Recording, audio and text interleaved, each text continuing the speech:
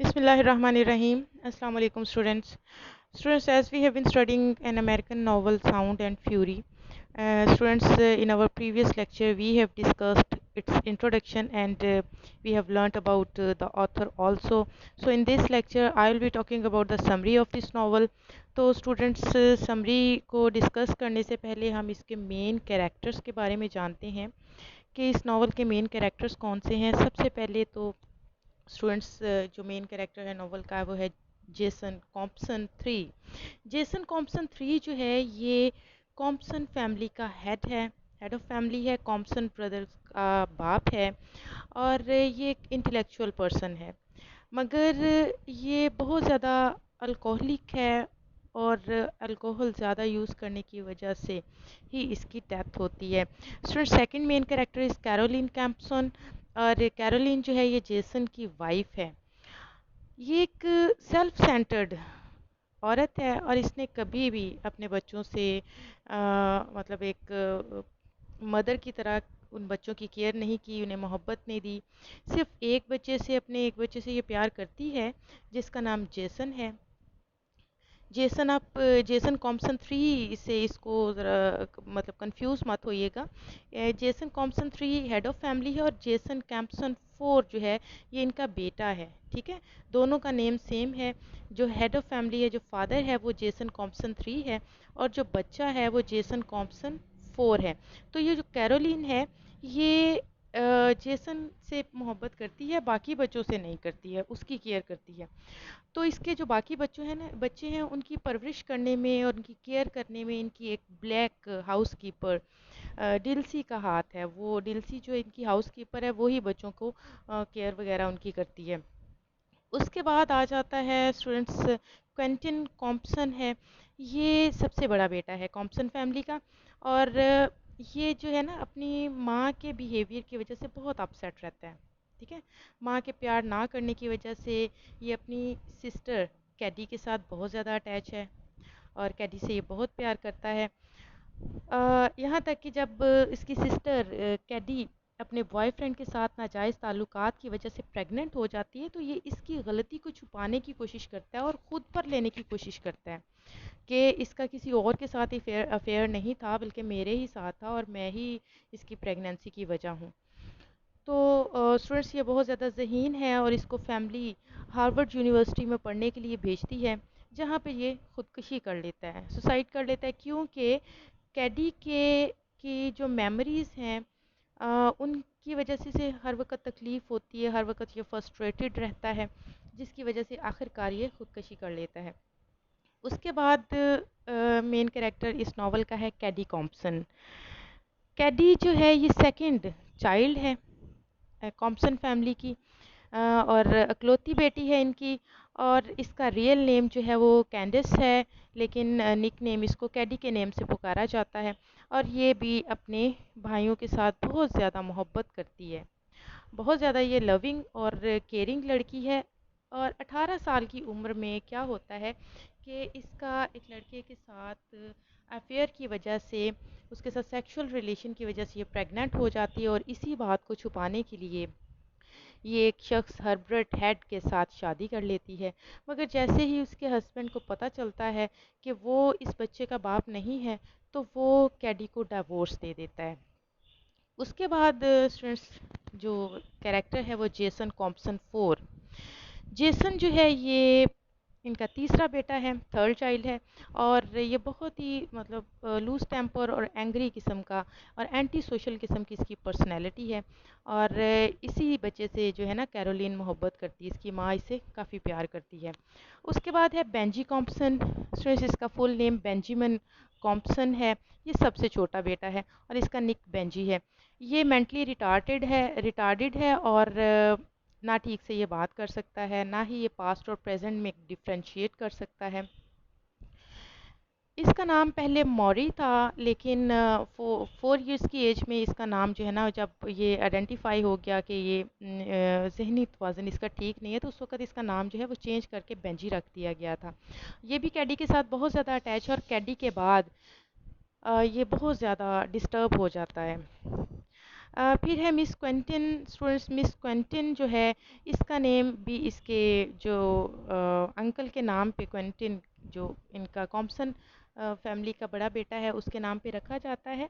और ये कैडी की इलेजिटिमेट डॉटर है, जिसको कॉम्पसन फैमिली जो है वो ओन कर लेती है, जबकि कैडी को ये लोग ओन नहीं करते, इसकी बेटी मिस क्वेंटिन को ये ओन कर लेते हैं। उसके बाद डेल्सी है। डेल्सी जो है ये ब्लैक हाउस कीपर है इस फैमिली की, और बच्चों से बहुत मोहब्बत करती है और बच्चों की परवरिश और केयर करती है, जबकि इनकी माँ जो है इनकी केयर नहीं करती। उसके बाद डाल्टन एमिस है। डाल्टन जो है ये कैडी के के होने वाले बच्चे का बाप है, यानी कि कैडी के साथ इसका अफेयर रह चुका है, यानी कि मिस क्विंटन का ये फादर है। सिडनी हर्बर्ट हेड जो है, ये वो शख्स है जिसके साथ कैडी की शादी होती है, लेकिन जब इसको पता चलता है कि कैडी जो है वो उससे पहले किसी और शख्स में इन्वॉल्व रह चुकी है, तो वो उसको डिवोर्स दे देता है।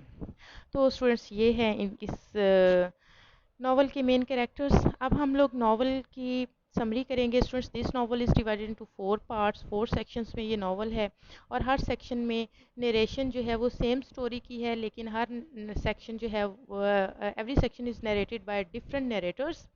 और पहला सेक्शन जो है वो बेंजी नरेट करता है। स्टूडेंट्स, बेंजी जो है, as I have already told you that he is mentally retarded, और इसकी जो नरेशन है वो काफ़ी ज़्यादा कॉम्प्लिकेटेड है। थ्रू आउट द स्टोरीज़ में जो है वो स्ट्रीम ऑफ कॉन्शियसनेस की टेक्निक यूज़ हुई है, इसलिए इस सेक्शन को समझने के लिए काफ़ी ज़्यादा फोकस की, काफ़ी ज़्यादा कंसंट्रेशन की ज़रूरत है। The title of this section is April 7th, 1928, and this section is commonly referred as Benji's section, क्योंकि ये सेक्शन कॉम्पसन फैमिली के सबसे छोटे और मेंटली रिटार्डेड बेटे बेंजामिन कॉम्पसन के ज़रिए नरेट किया गया है। मैं आपको ये बार बार बात बता रही हूँ कि ये सेक्शन जो है उसकी नरेशन बेंजी ने की है। अब बेंजी इस वक्त 33 इयर्स का है जब कहानी शुरू होती है। तो जिस दिन की ये नरेशन है उस दिन उसकी बर्थडे है। इसमें through out stream of consciousness की टेक्निक इस्तेमाल हुई है। तो कहानी में कोई क्रोनोलॉजिकल ऑर्डर नहीं है, बल्कि बेंजी की जो थॉट्स हैं ना, माजी और हाल में मूव करती हुई नज़र आती हैं। ठीक है, कभी हमें पास्ट का और कभी प्रेजेंट का इवेंट पता चलता है, इसलिए ये सेक्शन जो है काफ़ी कंफ्यूजिंग है। और एक और कंफ्यूजिंग इसमें बात ये है कि कैरेक्टर्स के नेम सेम हैं। ठीक है, कैरेक्टर्स की जब मैंने आपको लिस्ट बताई है तो उस वक्त भी आपको पता चल गया होगा कि कैरेक्टर्स के नेम सेम है। इस वजह से भी जो है ना, इसमें थोड़ी सी कन्फ्यूजन है इस स्टोरी में।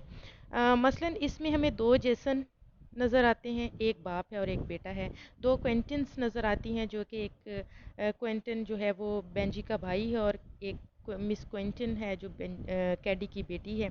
और फिर इसके अलावा दो मॉरिस भी नज़र आते हैं, जिसमें एक बेंजी खुद है, जो कि 1900 से पहले पुकारा जाता था। उसका नाम पहले मैंने आपको बताया मौरी था, और उसके बाद दूसरा मौरी जो है वो उसका एक अंकल है।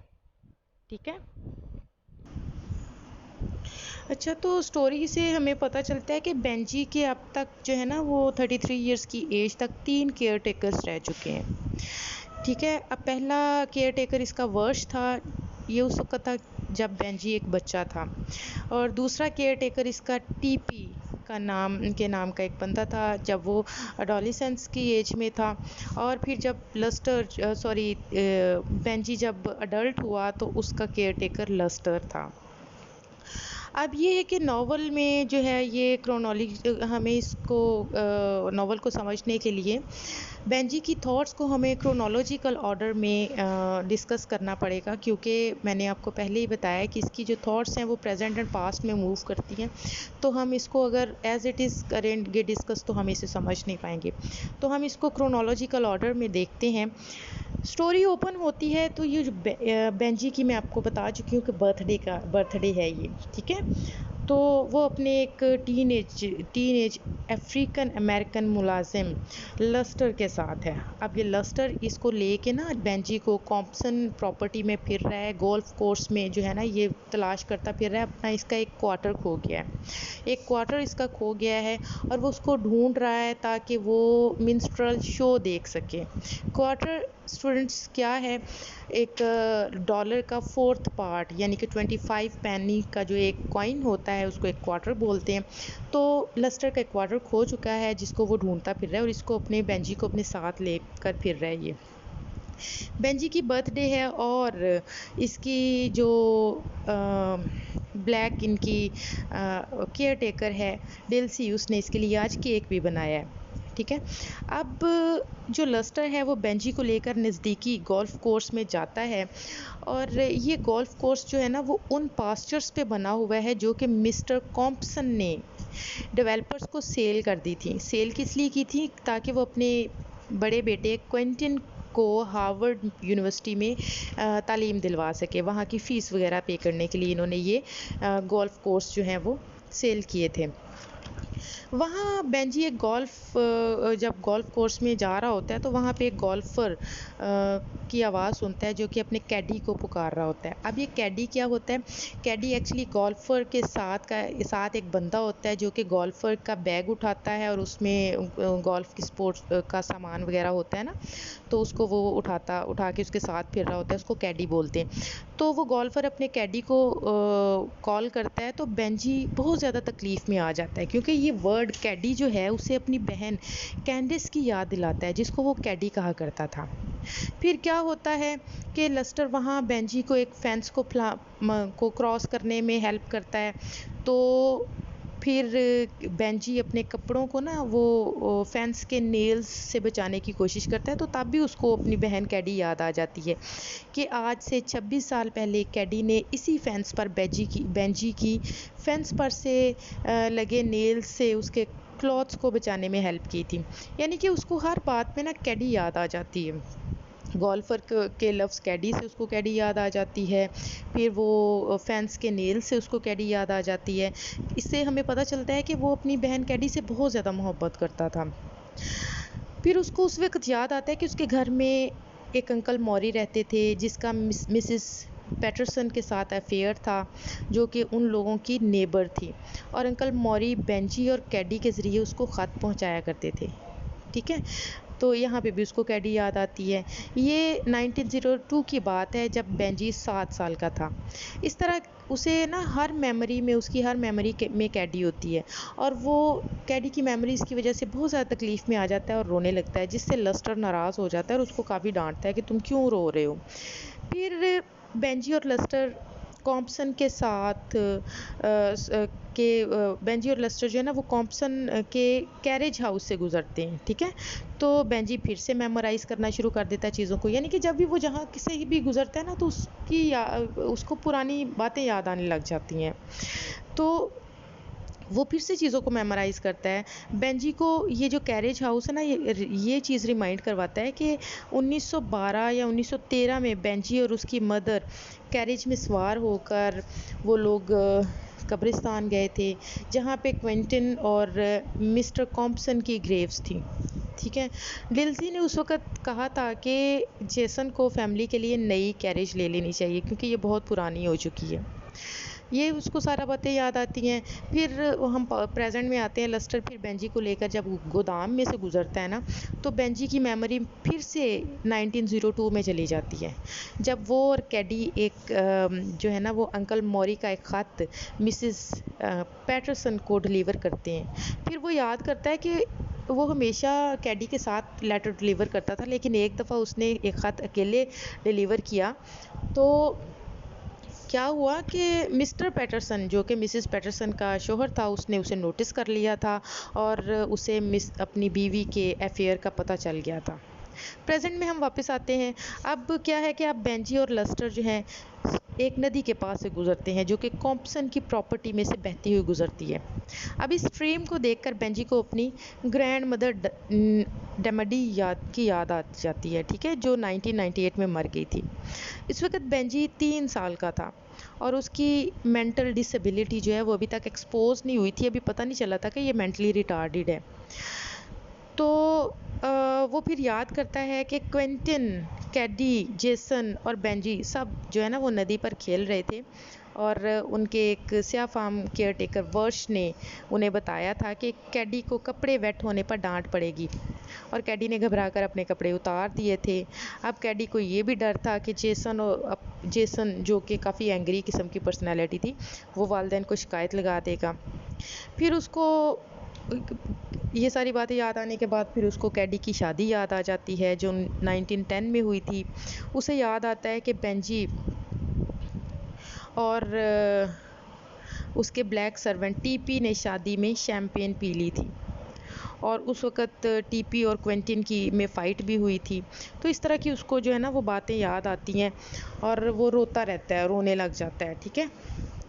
अब फिर उसको याद आता है कि वर्ष जो है ना वो उसको कैडी की शादी से निकाल कर एक हिल पे ले गया था।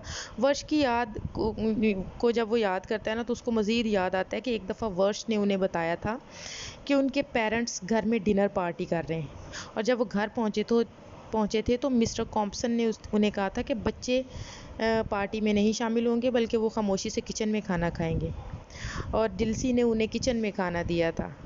और क्विंटन ने डिल्सी से पूछा था कि क्या मिसिस कॉम्पसन जो है उनकी मदर जो है वो रो रही हैं, मगर डिल्सी ने जवाब नहीं दिया था, उसने बात इधर उधर कर दी थी, ठीक है। फिर उन्हें ये सारी जो है ना वो सिचुएशन देख के उनको जब एहसास होता है कि उनकी माँ रो रही थी तो जेसन जो है, मैंने आपको पहले भी बताया, जेसन को उससे बड़ा प्यार था, जेसन भी रोने लग जाता है। तो ये सारा कुछ जो है ना वो याद कर रहे होते हैं। फिर उन बच्चों को पता चलता है कि उनकी दादी जो है वो बीमार हैं और अब वो दादी के कमरे में नहीं सो सकते हैं, तो वो लोग सोने के लिए वर्ष के घर में चले गए थे।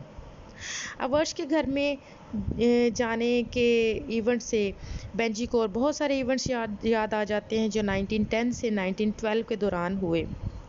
1910 में डिल्सी किचन में सिंगिंग कर रही थी तो रॉस्कस उसे कहता है कि कॉम्पसन्स अनलकी हैं। तो इस चीज़ को भी सुन के जो है ना वो सारे बच्चे बड़े परेशान होते हैं कि ये लफ्ज़ उसने क्यों कहे। 1912 में टीपी, बेंजी और छोटी मिस क्विंटन जो हैं, जो कि कैडी की इलेजिटिमेट बेटी है, उनको टीपी जो है ना वो अपने घर लेके जाता है जहाँ लस्टर भी मिट्टी में खेल रहा होता है। मैंने आपको बताया था कि वर्ष जो है इसका तब केयर टेकर था जब ये बच्चा था और टीपी इसका तब केयर टेकर था जब ये एडोलेसेंस की एज में था। उस वक्त लस्टर छोटा था, ठीक है। लस्टर इसका तब केयर टेकर बना जब ये अडल्ट हो गया था। तो वहाँ पे लस्टर मिट्टी में खेल रहा होता है और बेंजी वहाँ पे मिस क्विंटन का टॉय चुरा लेता है, फिर खुद ही रोने भी लग जाता है। फिर उसे याद आता है कि डिल्सी और रॉस्कस बातें कर रहे थे, क्या बातें कर रहे थे कि कैडी जो है ना उसका नाम भी घर के आसपास नहीं लेना चाहिए क्योंकि उसकी वजह से फैमिली की बदनामी हुई है। जब वो ये बात याद करता है तो उसको और ज़्यादा रोना आता है कि क्योंकि वो कैडी से बहुत ज़्यादा प्यार करता होता है।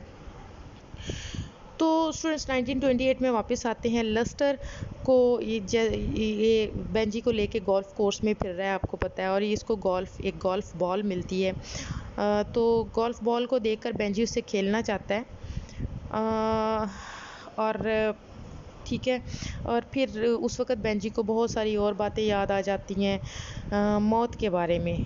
पहली बात उसे 1998 की है जो याद आती है जब बच्चों ने डिनर ख़त्म किया था और वर्ष के घर की तरफ जा रहे थे और बेंजी जुगनुओं के साथ खेलना चाहता था जिनको टीपी ने एक जार में बंद किया हुआ था। और फ्रॉनी जो है ना वो बच्चों को बताता है कि कॉम्पसन्स के घर में कुछ फ्यूनरल सर्विसेज चल रही हैं क्योंकि डेमडी जो है वो उनकी दादी जो है वो मर चुकी है और मिस्टर एंड मिसेस कॉम्पसन ने अभी बच्चों को नहीं बताया। एक मौत याद आती है, फिर उसके बाद बेंजी को घोड़े की मौत याद आ जाती है, फिर उसे मिस्टर कॉम्पसन की डेथ जो कि 1912 में हुई वो याद आ जाती है। फिर कैडी को यकीन, जो कैडी होती है ना उसको यकीन नहीं आता कि सचमुच घर में जनाजा है और वो चोरी चोरी घर में देखने का डिसाइड करती है और दरख्त पर चढ़ के वो जो है ना वो देखती है। तो ये जो है ना फिर उसके बाद क्या होता है कि उसको फिर याद आता है बेंजी को कि उसको कैडी के परफ्यूम की स्मेल जो है वो कितनी बुरी लगती थी, उससे वो अपसेट हो जाता था। और वो सोचता है कि कैडी की जो परफ्यूम की स्मेल है ना वो उसकी जो खुशबू है वो ट्री के जैसी थी। इस तरह से उसको और फिर बहुत सारे इवेंट्स याद आते हैं कि जब कैडी दरख्त पर चढ़ चढ़ के घर वालों को देख रही थी, तो उस वक़्त डिल्सी वहाँ आ गई थी और उसने कैडी को नीचे उतार दिया था और उसको काफ़ी डाँटा भी था। फिर प्रेज़ेंट में वापस आते हैं, लस्टर और बेंजी अभी भी स्ट्रीम पे खड़े हैं। मैंने आपको बताया ना वो स्ट्रीम के पास से गुज़र रहे होते हैं, तो स्ट्रीम पे खड़े हैं। लस्टर बेंजी को कहता है कि जो नियर बाय स्विंग है ना, वहाँ पे जो झूला लगा हुआ है वहाँ तक ना जाना, क्योंकि मिस क्विंटन जो है अपने बॉयफ्रेंड के साथ वहाँ पर है। अब ये बात सुनकर बेंजी को सालों पहले की बात याद आ जाती है, जब उसने कैडी और चार्ली को देखा था। चार्ली जो कैडी का पहला बॉयफ्रेंड था, वो स्विंग पर बैठे थे, एक दूसरे के साथ किसिंग वगैरह कर रहे थे और बेंजी ने ये सब कुछ देखकर बुलंद आवाज़ में रोना शुरू कर दिया था। चार्ली को बेंजी की मुदाखलत पर बहुत ज़्यादा गुस्सा आया था और कैडी जो है ना वो काफ़ी शर्मिंदा हो गई थी और बेंजी को घर वापस ले गई थी और ख़ुद भी रोने लग गई थी, क्योंकि उसे पता था कि बेंजी ने उसे चार्ली के साथ किसिंग करते देख लिया है। अब वो जो है ना काफ़ी ज़्यादा शर्मिंदा भी थी और उसने बेंजी से माफ़ी मांगी और उसका फिर मुंह वगैरह धुलवाया था। बेंजी जो है अपनी मेमोरीज से इस वक्त फिर निकल आता है और स्विंग तक जाता है, जबकि लस्टर ने उसको मना किया है कि तुमने झूले तक नहीं जाना, लेकिन वो स्विंग तक जाता है। तो वहाँ जाके देखता है कि मिस क्विंटन जो है, जो कि कैडी की इलेजिटिमेट चाइल्ड है, वो और उसका बॉयफ्रेंड वहाँ पे हैं और उसको वही सीन याद आ जाता है कैडी वाला। तो वहाँ जाके वो इनको इंटरप्ट करता है, उनमें इंटरफेरेंस करता है, तो जो है वो काफ़ी ज़्यादा उनको गुस्सा आता है। अब बेंजी और लस्टर जो है ना फेंस के साथ चलते चलते गेट तक आ जाते हैं। वहाँ पर कुछ स्कूल गर्ल्स होती हैं। स्कूल गर्ल्स को देखकर बेंजी को 1910 की याद आ जाती है, जब वो एक दफ़ा कुछ स्कूल गर्ल्स को देखने घर से भाग आया था और वो गर्ल्स को बताना चाहता था कि वो कैडी को कितना याद करता है।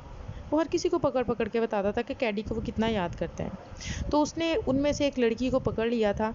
लड़की जो है खौफज़दा होकर चीखने लगी थी और फिर एक लड़की के बाप ने आकर बेंजी को अटैक किया था, मारा था। कहानी फिर से प्रेजेंट में आ जाती है। लस्टर को जो गोल्फ बॉल मिली थी वो एक गोल्फर को बेचने की कोशिश करता है, ताकि जो है ना वो कुछ पैसे हासिल करके मिन्स्ट्रल शो देख सके। गोल्फर अपने कैडी को जो है वो आवाज़ देता है, तो बेंजी फिर से रोने लग जाता है, उसको कैडी की याद आ जाती है। आखिरकार लस्टर और बेंजी जो है वो कॉम्पसन हाउस पहुंच जाते हैं और बेंजी आग के पास बैठ जाता है, तो उसे फिर से याद आता है कि उसके पेरेंट्स ने उसका नाम मॉरी से बदलकर बेंजी रखा था। तो उस वक़्त भी कैडी जो है ना इसी तरह आग के पास बैठी हुई थी। उस वक़्त फिर डिल्सी जो है बेंजी के लिए बर्थडे कैंडल्स जलाती है। लस्टर और बेंजी को कुछ केक खाते हैं और उसके बाद बेंजी फायर के पास चला जाता है और अपना हाथ जला लेता है और बुलंद आवाज़ में रोने लगता है। रोने की आवाज़ सुनकर मिसेस कॉम्पसन आती हैं और गुस्से होती हैं कि मैं तो बीमार हूँ और ये जो है वो अपनी चीखों पुकार से मुझे और तंग करता है और इसकी वजह से मैं रेस्ट भी नहीं कर सकती। तो लस्टर जो है बेंजी को वहाँ से ले जाता है लाइब्रेरी में। अब लाइब्रेरी में जाके बेंजी को फिर से कुछ याद आता है, उसको वो वक्त याद आता है जब कैडी के साथ लाइब्रेरी में वो था।